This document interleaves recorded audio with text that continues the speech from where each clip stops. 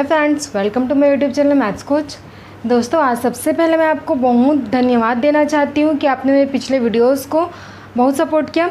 उम्मीद करती हूँ कि मेरे आने वाले आगे वीडियोस को भी आपका इसी प्रकार सपोर्ट मिलता रहे। आज के इस वीडियो में आपको बताने वाली हूँ लेसन 5 अनुपात समानुपात, रेशियो ऑफ प्रपोर्शंस। ये टॉपिक दोस्तों बोर्ड के बेस पे भी इम्पोर्टेंट है और इस टॉपिक से आपके कॉम्पिटिटिव एग्जाम्स में भी बहुत इंपॉर्टेंट क्वेश्चंस पूछे जाते हैं। तो इस टॉपिक को आप अच्छे से समझिए ताकि बोर्ड के साथ साथ आपका कॉम्पिटिटिव एग्जाम्स की भी तैयारी अच्छी से हो जाए। तो चलिए बिना देर के हम अपना टॉपिक शुरू करते हैं आज का। चलिए दोस्तों, समझते हैं अनुपात है क्या। मैं आपके सामने ये दो चीज़ रख रही हूँ, ठीक है। इसमें अगर मैं आपको बोलती कि इन दोनों का तुलना करो, कंपेयर करो दोनों को एक दूसरे से, तो आप क्या बोलेंगे कि इस पेन की लंबाई इसकी लंबाई से ज़्यादा है, इस पेन का कलर इस पेन के कलर से ज़्यादा ब्राइट है, चमकदार है, इस पेन की मोटाई जो है इस पेन की मोटाई से कम है, इस पेन का जो क्षेत्रफल है इस पेन के क्षेत्रफल से अधिक है। इस प्रकार से आप कंपेयर करेंगे। मतलब इस कंपेयर में देखो आपने लिया क्या है। अगर एक पेन का अगर लंबाई ले रहे तो आपने दूसरे पेन की भी लंबाई से तुलना की है उसकी। एक पेन की अगर क्षेत्रफल लिया तो आपने दूसरे पेन का भी क्षेत्रफल लिया है ना। मतलब आपने तुलना के लिए क्या किया, समान राशि का यूज़ किया। अगर इसका क्षेत्रफल तो इसका भी क्षेत्रफल, लंबाई की तुलना आपने लंबाई से किया है, क्षेत्रफल की तुलना क्षेत्रफल से किया है, रंग की तुलना आपने रंग से किया है, मोटाई की तुलना आपने मोटाई से किया है। इस प्रकार जब दो सजातीय राशि समान राशियों के बीच तुलना करते हैं तो उसी संबंध को हम अनुपात कह देते हैं। यही लिखा है मैंने कि दो सजातीय राशियों के बीच तुलनात्मक संबंध को अनुपात कहते हैं। जैसे कि आपने बताया कि इस पेन की लंबाई इस पेन की लंबाई से अधिक है। अब ये पेन इस पेन से कितना गुना अधिक है या ये पेन इस पेन से कितना गुना कम है, लंबाई कितना गुना कम है, यही चीज़ का अध्ययन हम किस में करते हैं, अनुपात में करते हैं। ठीक, अनुपात क्लियर हुआ। अब इसी के बाद अगर आप देखो आगे समानुपात। अगर किन्हीं दो अनुपात को हम आपस में बराबर कर देते, दो अनुपात आपस में बराबर हो तो वो कहलाता है हमारा समानुपात। अनुपात को एक छोटे से उदाहरण से अगर हम समझते हैं, चलिए देखिए, जैसे कि ए और बी है। ये पेन हमारा पहला पेन है, ये पेन हमारा दूसरा पेन है। मान लो इस पेन की लंबाई है 10 सेंटीमीटर, इस पेन की लंबाई है 5 सेंटीमीटर। ठीक, अगर मैं बोलूँ कि ये पहला पेन जो इस पेन के कितना गुना है, पहला पेन इसलिए 10 ऊपर, इस पेन से कितना गुना है इसलिए 5 नीचे, कितना आ गया, 2 गुना ज़्यादा बड़ा है। मतलब ये जो पेन है वो सेकंड नंबर के पेन से 2 गुना है। अब इसी को अगर हम इस पेन के लिए देखें कि सेकंड नंबर वाला पेन पहले पेन की अपेक्षा कितना गुना ज़्यादा बड़ा या छोटा है, तो हम 5/10 क्योंकि इसकी तुलना कर रहे हैं। ठीक है, हमने यहाँ पे क्या बोला कि सेकंड पेन इस पेन की अपेक्षा कितना गुना है। तो यहाँ पे आप देख सकते हो ये क्या आ गया आपका 1/2 गुना। मतलब ये सेकंड नंबर वाला पेन पहले नंबर के पेन का 1/2 गुना है। 1/2 को जनरली हम बोल देते हैं आधा। मतलब पहले वाले दूसरे पेन की लंबाई पहले पेन की लंबाई की आधी है और पहले पेन की लंबाई दूसरे पेन की लंबाई से दुगुनी है। यही हमारा, इस प्रकार से हम इसको अनुपात कहते हैं। दोस्तों, अनुपात को दर्शाने के लिए जैसे कि अगर हम बोले कि ये ए और ए बी, इन दोनों के बीच अगर हमको अनुपात को दर्शाना है तो हम फिर डबल डॉट का यूज़ कर सकते हैं। इसको अगर आप पढ़ोगे तो ए अनुपात बी पढ़ोगे। ठीक है, जैसे कि मैंने एक अनुपात ले लिया 1/2, ठीक, और यहाँ पे ले लिया मैंने 2/4, 1/2 और 2/4। ठीक, क्या ये दोनों आपस में बराबर हैं, दोनों आपस में बराबर है क्या।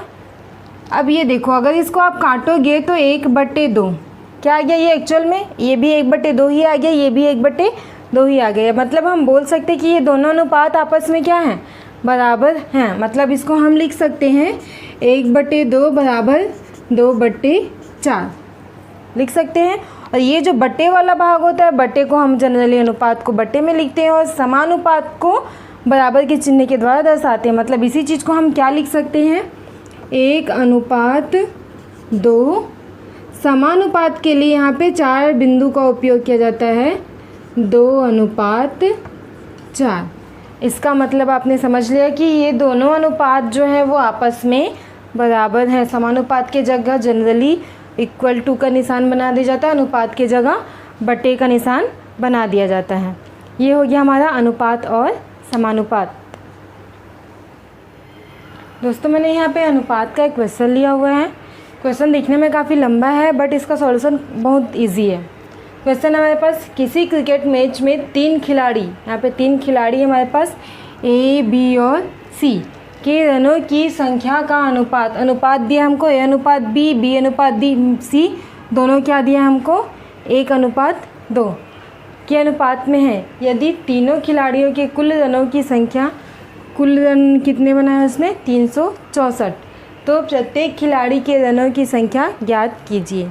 ठीक है दोस्तों, सबसे पहले हमको यहाँ पे अनुपात दिया है 2 अनुपात, ए अनुपात बी कितना दिया है 1:2, और सेकंड दिया है बी अनुपात सी कितना दिया है 1:2। तो सबसे पहले हमको ज्ञात करना है ए अनुपात बी अनुपात सी। हमको क्या चाहिए ए अनुपात बी अनुपात सी, ये हमको ज्ञात करना। अब ये कैसे ज्ञात करोगे, यहाँ पे थोड़ा साइड में मैं बता देती हूँ। इसको ज्ञात करने का एक शॉर्ट ट्रिक होता है। ए अनुपात बी जो भी दिया है आपको 1:2, ये हमने लिख लिया है। सेकंड हमको दिया है बी का शुरू कहाँ से हो रहा है, बी से हो रहा है, इसलिए हम इसको कहाँ से लिखेंगे, यहाँ से बी अनुपात सी। इसको थोड़ा सा खिसका दो। ठीक है, बी अनुपात सी कितना दिया है 1:2, तो इसको भी जस्ट हमको कहाँ से लिखना है, बी के नीचे से 1:2 लिखा गया। ए अनुपात बी के नीचे से जस्ट बी अनुपात सी। अब इसको हम सॉल्व कैसे करेंगे, ये जो हमारा होता है 1 का गुणा करो 1 से, कितना आ गया 1। ये हमारा बन रहा है ए अनुपात बी अनुपात सी। 1 का गुणा 1 से तीसरा गुणा कर दो, फिर सीधे गुणा कर दो, ये हो गया कितना 2। उसके बाद फिर से तीसरे गुणा कर दो, ये कितना हो गया 4। मतलब ये आपका इस फॉर्म में, इस डिज़ाइन में आपको इंटू करना है संख्याओं का। ठीक है, तो ए अनुपात बी अनुपात सी का अनुपात आपको निकल जाएगा 1:2:4। या आप बना के देखना और एग्जांपल्स लेके। ठीक है, तो ए अनुपात बी अनुपात सी मुझे चाहिए था, मैंने निकाल लिया 1:2:4। क्लियर, 1:2:4। अब ये क्या हो गया हमारा, इसके खिलाड़ियों के रनों की संख्याओं का अनुपात, रनों की संख्याओं का अनुपात है। मतलब पहला खिलाड़ी के अनुपात के हिसाब से पहला जो खिलाड़ी था उसके कितने रन बन गए, पहला जो खिलाड़ी के रनों की संख्या कितनी हो गई, यहाँ पे 1:2:4 है। तो जब हम इसको संख्या के रूप में लिखते हैं तो हम उसके साथ इंटू करते हैं कोई भी एक राशि का। जैसे मैंने यहाँ पे मान लो कर दिया है के का, तो पहले खिलाड़ी के रनों की संख्या हो गई 1 के। सेकंड खिलाड़ी का रन कितना हो गया टोटल, सेकंड खिलाड़ी का रन हो जाएगा 2 के, 1 के 2 के, और जो तीसरा खिलाड़ी होगा उसके रनों की संख्या हो जाएगी यहाँ पे आपका 4 के, 1 के 2 के 4 के।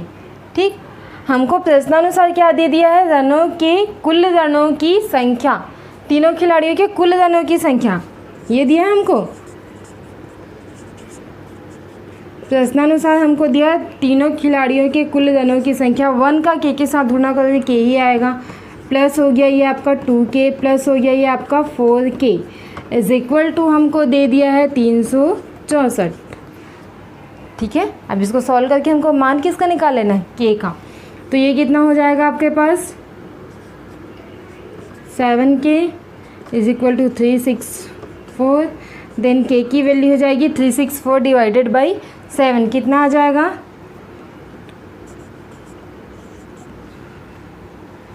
52। ठीक है, ये आपका किसकी वैल्यू आई है अभी, के की वैल्यू। ये आप नोट कर लेना, ये शॉर्ट ट्रिक्स टाइप का आप समझ सकते हो। के की वैल्यू आई। अब हमको चाहिए क्या, प्रत्येक खिलाड़ी के रनों की संख्या। पहले खिलाड़ी के रनों की संख्या कितनी है 1 के, इसलिए जो पहला खिलाड़ी के रन कितना हो जाएगा 1 के, मतलब हो गया आपका 52। सेकेंड खिलाड़ी के रन कितना हो गया 2 के लिखा है, मतलब 2 × 52 कितना आ गया 104। और जो तीसरा खिलाड़ी है उसके रनों की संख्या पूछा है, तो हमको तीसरा खिलाड़ी के रन की संख्या 4 के, मतलब 4 × के की वैल्यू कितनी आई है 52। तो ये आपका हो गया 208। क्लियर। इस प्रकार हमने तीनों खिलाड़ियों की रनों की संख्या हमने निकाल लिया, 52, 104 और 208। एक मैंने यहाँ पे दोस्तों सेकंड वाला क्वेश्चन लिया है। इस टाइप के क्वेश्चंस आपके कॉम्पिटिटिव एग्जाम में बहुत पूछे जाते हैं। तो ये क्वेश्चन क्या है हमारा, गायत्री एक खेत के धान की फसल को 12 दिन में काट लेती है। यदि उसी फसल को महेश 9 दिन में काट सकता है तो दोनों मिलकर इस फसल को कितने दिन में काटेंगे। ठीक है, यहाँ पे दिया है ये गायत्री जो है वो कितने दिन में काटती है, 12 दिन में। महेश जो है वो कितने दिन में काटता है, 9 दिन में। हमको पूछा है कि ये दोनों मिलकर, ये गायत्री प्लस महेश मिलकर कितने दिन में काटेंगे। ठीक, तो सबसे पहले अगर गायत्री अगर 12 दिन में काटती है तो हमको चाहिए क्या कि एक दिन में दोनों कितना काम करते हैं, गायत्री और महेश मिलकर एक दिन में कितना काम करते हैं, ये हमको पहले निकालना है। ठीक है, तो सबसे पहले हमको निकालना पड़ेगा कि गायत्री जो है वो एक दिन में कितना काम करती है, महेश जो है वो एक दिन में कितना काम करता है, तब हम जाके दोनों को ऐड करेंगे। चलिए क्वेश्चन शुरू करते हैं बनाना। जैसे कि यहाँ पे बोला गया है कि गायत्री एक धान की फसल को 12 दिन में काटती है, मतलब कितने दिन में काट रही है वो, 12 दिन में पूरा एक खेत काटती है, एक खेत को पूरा कंप्लीट कर देती है 12 दिन में। ये कौन है, आपकी गायत्री। ठीक है, गायत्री के बारे में अभी हम बात कर रहे हैं। गायत्री कहती है 12 दिन में पूरे एक खेत को ख़त्म कर देती है, तो वो एक दिन में कितना काटती होगी। अगर 12 दिन में एक पूरा खेत काटती है तो वो एक दिन में इसी खेत का 1/12वां हिस्सा काटेगी। ये हमने क्या किया है, एक को जस्ट यहाँ लिखा है, या आपको जो जबकि जमाने वाला जो फॉर्मूला होता है यहाँ का यहाँ लिखते हैं, इसके जस्ट सामने वाले 12 को नीचे लाते हैं और ये 1 को यहाँ पे इंटू करते हैं। 1 को इंटू करने की भी हमें फ़िलहाल ज़रूरत नहीं है। ठीक, तो 12 दिन में जब एक पूरा खेत काटती है वो, तो एक दिन में उसी खेत का 1/12वां हिस्सा काट लेगी। अब यहीं पे हम बात करते हैं किसका, महेश का। महेश कितने दिन में काटता है, महेश जो है वो 9 दिन में पूरा एक खेत को ख़त्म कर देता है, एक खेत की फसल को काट लेता है। तो वो एक दिन में कितना काटता होगा, एक दिन में सेम चीज़ जैसे कि हमने यहाँ पे 1 में क्या आ जाएगा, 9, उसी खेत का 1/9वां हिस्सा एक दिन में काट लेता है। गायत्री एक दिन में 1/12वां, महेश एक दिन में 1/9वां हिस्सा। तो दोनों मिलकर कितने दिन में, एक दिन में कितना काटेंगे, गायत्री प्लस महेश का एक दिन का काम। गायत्री और महेश दोनों मिलकर एक दिन में कितना काम करेंगे। गायत्री एक दिन में कितना काम करती है, 1/12वां हिस्सा काट लेती है। धन महेश एक दिन में कितना काम करता है, 1/9वां हिस्सा काट लेता है। तो ये आप कर लो, कितना आ जाएगा,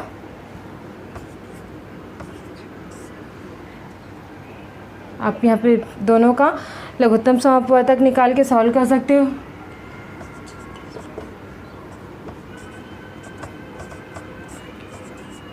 छत्तीस, लघुत्तम समाप 12 और 9 का लघुत्तम समाप निकालोगे तो आपको 36 आ जाएगा।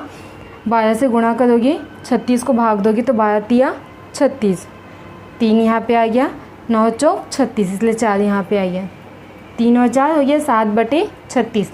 मतलब गायत्री और महेश दोनों मिलकर के एक दिन में कितना काम किए, 7/36।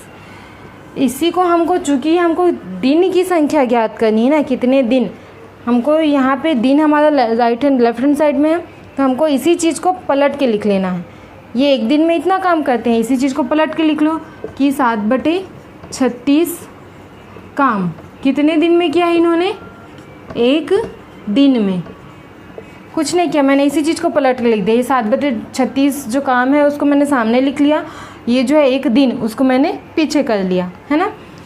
जब 7/36 काम को एक दिन में करते हैं तो एक पूरे काम को कितना दिन में करेंगे, एक पूरे मतलब उस पूरे एक खेत को कितने दिन में उसका फसल काटेंगे। तो ये क्या हो जाएगा, सेम प्रोसीजर करो, यहाँ पे 1 को यहाँ लिखो, इधर क्या है 7/36, वो एक्चुअल में इसके बटे में आ जाता है 7/36, और ये जो 1 होता है यहाँ पे इनटू में आ जाता है।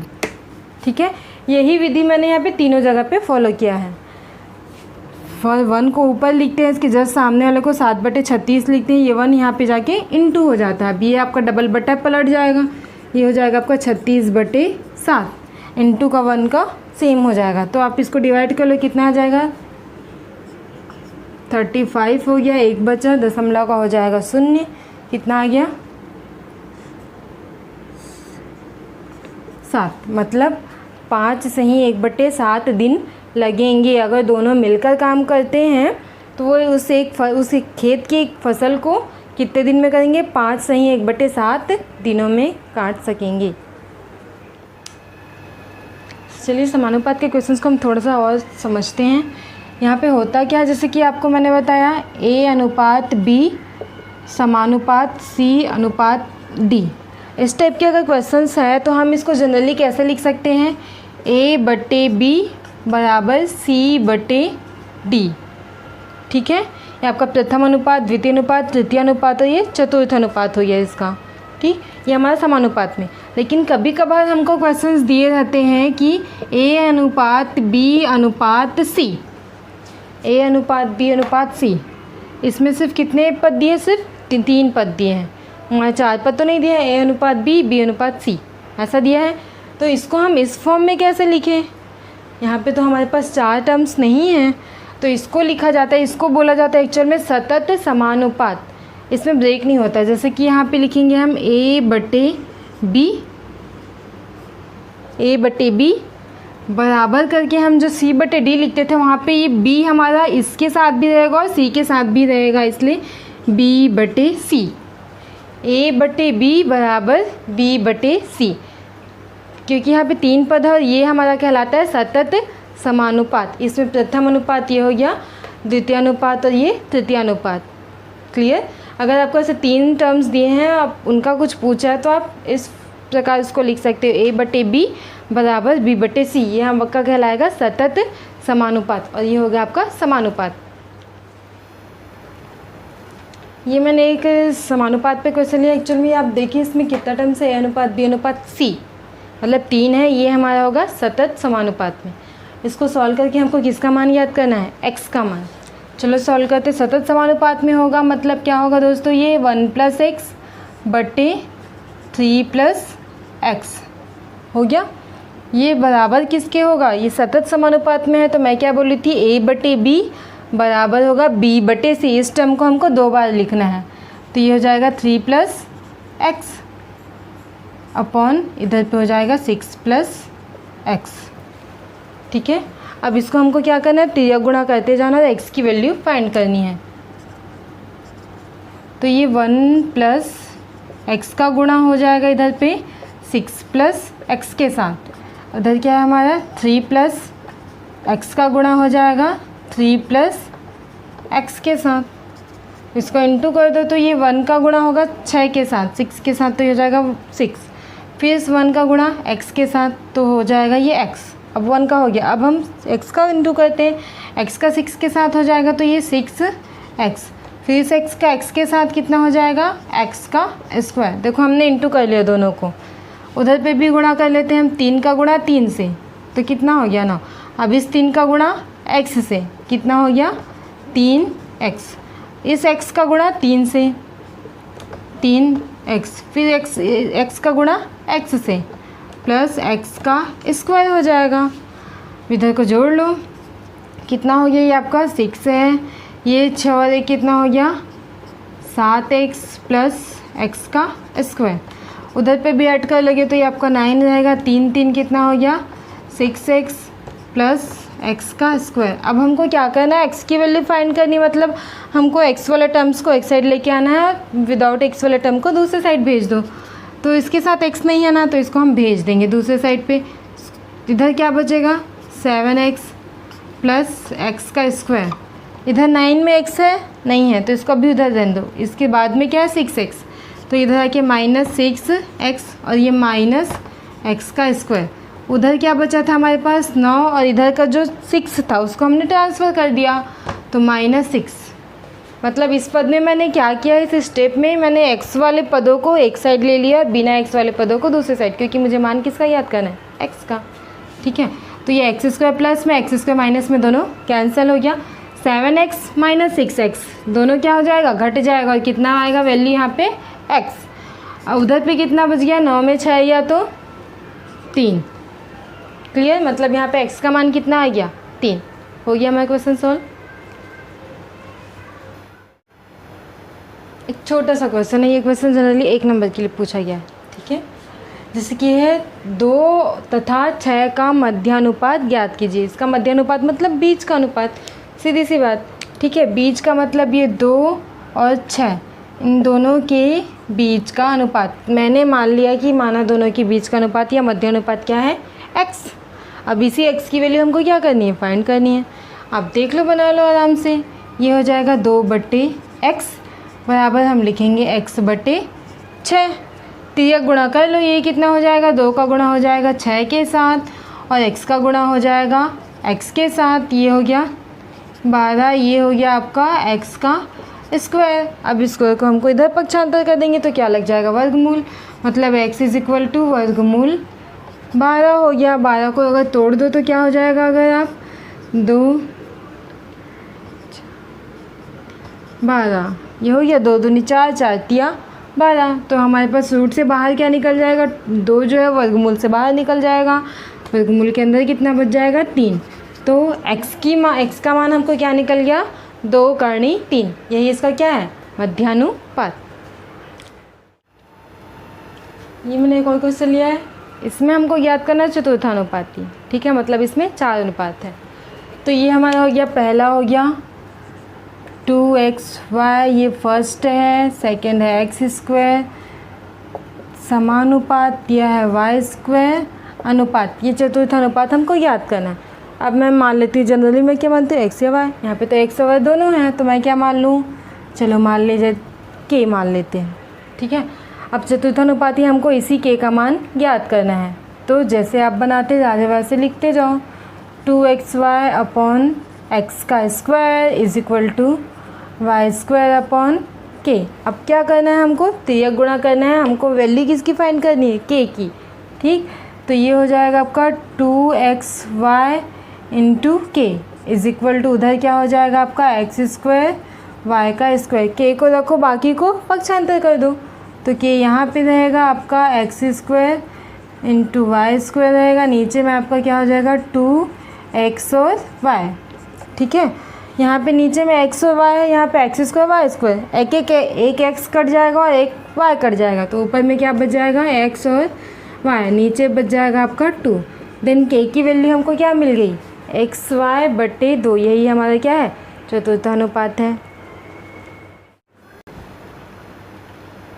एक मैंने यहाँ पे क्वेश्चन लिया दोस्तों। क्वेश्चन है, एक थैले में 1 रुपये, 2 रुपये और 5 रुपये के कुछ सिक्के हैं, जिसका अनुपात क्या है, 1:2:5, ठीक है। यदि थैले में कुल कितने रुपये हैं, 1590 रुपये है, तो हमको प्रत्येक प्रकार के सिक्कों की संख्या याद करनी है।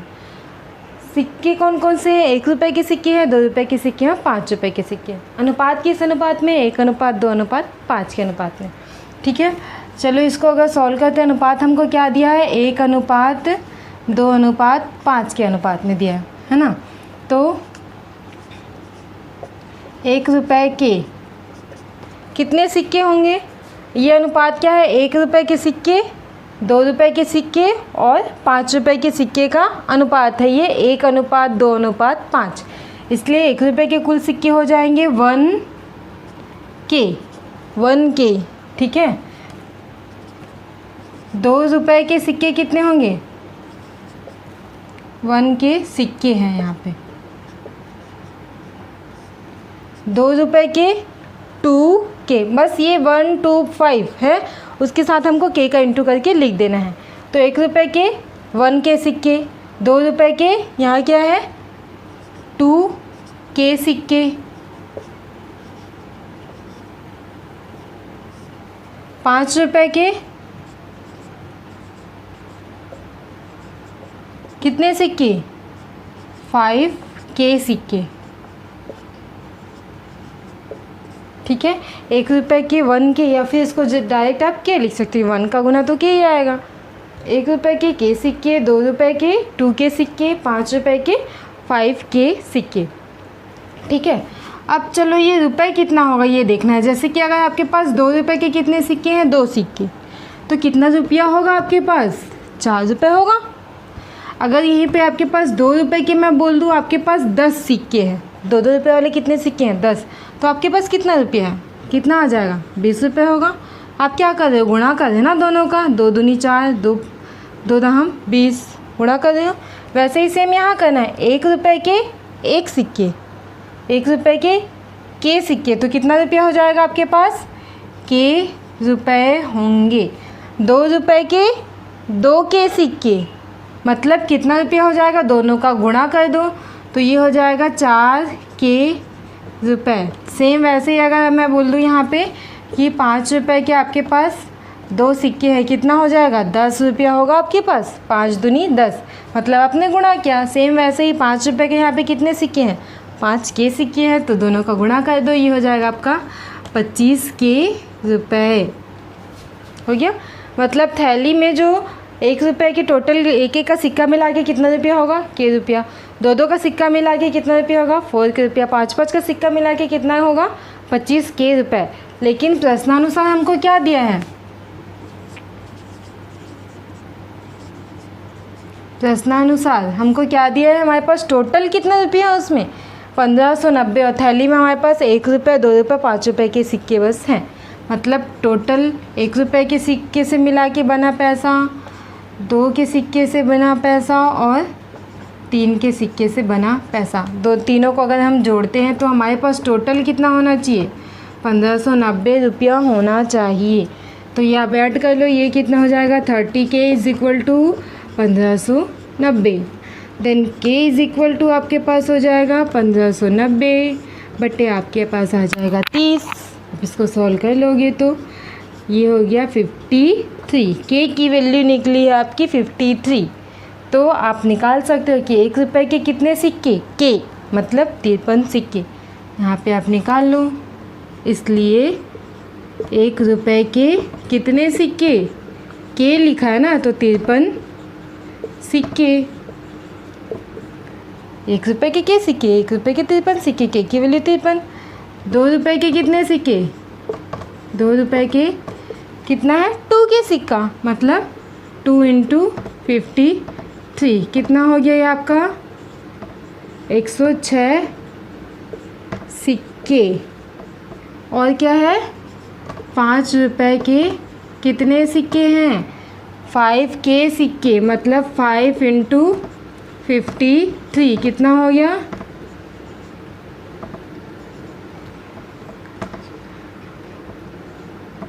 सिक्के। ये आपके थैले में सिक्के हैं, 1 रुपये के 53 सिक्के हैं, 2 रुपये के 106 सिक्के हैं उस थैली में, और 5 रुपये के 265 सिक्के उस थैली में हैं। ये क्वेश्चन दोस्तों बहुत इजी है, लेकिन बोर्ड एग्ज़ाम बेस पे काफ़ी इम्पोर्टेंट है, इसलिए मैं ये क्वेश्चन आपको बता रही यहाँ पे।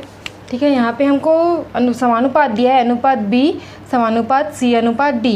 तो हमको सिद्ध करना है कि A² - C² upon B² - D² is equal to AC upon BD। ठीक, इसमें हमको left hand side right hand side दिया है, तो हमको लेफ्ट हैंड साइड लेके हल करना है और राइट हैंड साइड लेके हल करना है। लास्ट में हमको चेक करना है कि दोनों का आंसर सेम है, अगर सेम है तो प्रूफ हो गया। ठीक, सबसे पहले हम इसको लिख लेते हैं। हमको दिया क्या गया है, A अनुपात B समानुपात C अनुपात D, मीन्स A बटे B बराबर C बटे D। ठीक है, मान लो इसको हल करते तो हमको एक चर राशि मिल जाती है, कांस्टेंट राशि मिलती है K। ठीक, मीन्स ये K इसलिए लेते हैं जैसे कि हो सकता है ये क्या हो ना 2/4, या फिर हो सकता है A का मान 2/4, B का मान AB का मान 2/4 हो, CD का मान हो सकता है 3/6 हो।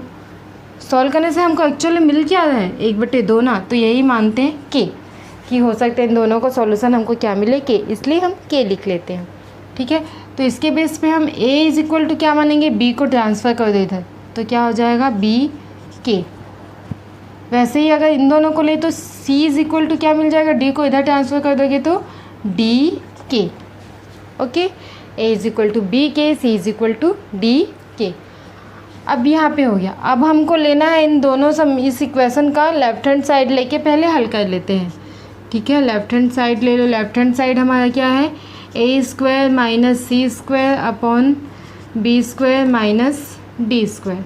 ठीक, ए की वैल्यू बी के का स्क्वायर माइनस सी की वैल्यू डी के का square upon B square minus D square. B का तो हमने मान ही नहीं निकाला है ना, तो ये हो जाएगा B square minus D square, ये सेम रहेगा।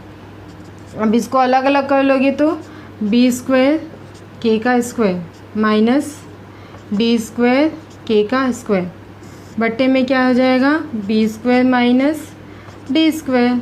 ठीक, ऊपर में देखो यहाँ दोनों में के स्क्वायर कॉमन है, तो हम के स्क्वायर को बाहर ले लेते हैं। यहाँ बच जाएगा आपके पास b square minus D square upon नीचे बच जाएगा आपका b square minus D square.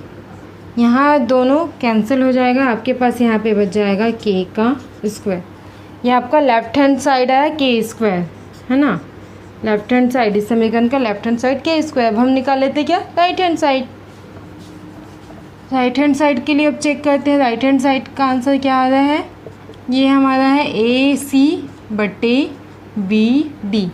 ए की वैल्यू है बी के, तो ये हो जाएगा आपके पास बी के।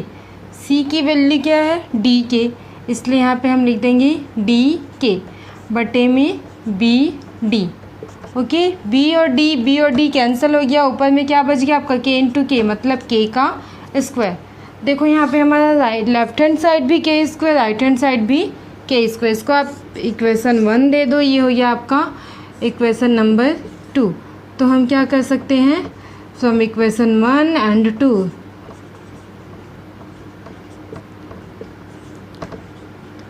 हम लिख सकते हैं कि इसका left hand side is equal to right hand side. That means A square minus C square upon B square minus D square is equal to A C upon B D. Proof हमने कर दिया। ठीक, ये बहुत easy है, exam में ये पूछा जाता है। चलिए दोस्तों, मैंने अनुपात और समानुपात से जो बोर्ड एग्जाम्स में क्वेश्चंस पूछे गए थे वो मैंने लिखा है यहाँ पे 2018, 19 और 20 का। इसमें से कुछ टाइप के क्वेश्चंस मैंने आपको बता दिए हैं अपनी इसी वीडियो में। बाकी क्वेश्चंस आप घर में आराम से बैठ कर के सॉल्व करो, और कोई भी डाउट हो तो मेरे कमेंट बॉक्स में कमेंट कीजिए दोस्तों। अगली वीडियो में आपके इसी लेसन का सेकंड एक्सरसाइज अनुपात, समानुपात और व्युत्क्रम अनुपात बताने वाली हूँ। तब तक के लिए मेरे चैनल के साथ जुड़े रहें। मेरे चैनल को ज़्यादा से ज़्यादा लाइक, सब्सक्राइब और शेयर करें दोस्तों। धन्यवाद।